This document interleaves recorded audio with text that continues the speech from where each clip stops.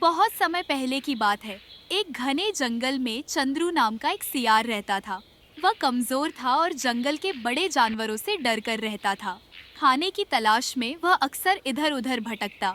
लेकिन एक दिन उसकी भूख उसे जंगल से बाहर एक गांव की ओर ले गई। अरे, बहुत भूख लगी है। जंगल में तो हर तरफ खतरा है। अगर जल्दी कुछ न खाया तो खुद ही किसी का खाना बन जाऊंगा।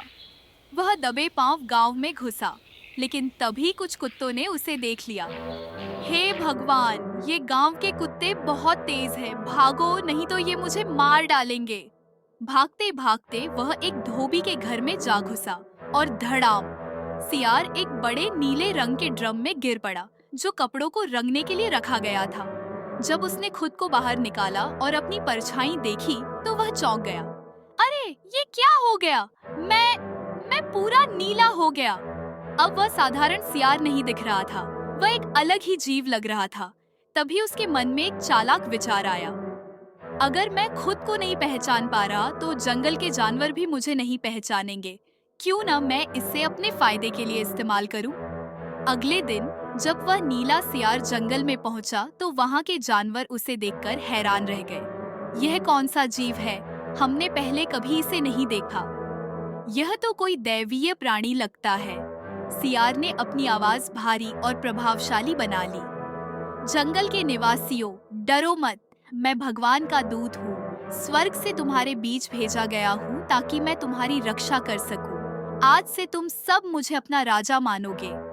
जंगल के सभी जानवर सियार की इस अजीबोगरीब शक्ल और प्रभावशाली आवाज से डर गए। उन्होंने उसे अपना राजा मान लिया। हे महामहिम, हमें बताइए कि हमें क्या करना चाहिए। मेरी सेवा करो, मुझे स्वादिष्ट भोजन लाकर दो और ध्यान रहे कि कोई भी सियार मेरे पास ना आए। अब जंगल में सियार का राज था। शेर, बाघ और भालू तक उसकी सेवा में लग गए। वह रोज शानदार भोजन करता, आराम करता और जंगल के सबसे ऊंचे पत्थर पर बैठकर खुद को राजा समझता। लेकिन जब सत्ता मिल जाए तो इंसान ही नहीं, जानवर भी लापरवाह हो जाते हैं।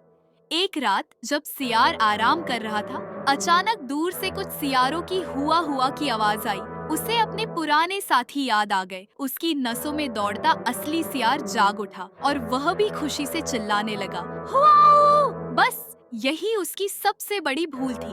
अरे, ये तो एक साधारण सियार है। इसने हमें धोखा दिया।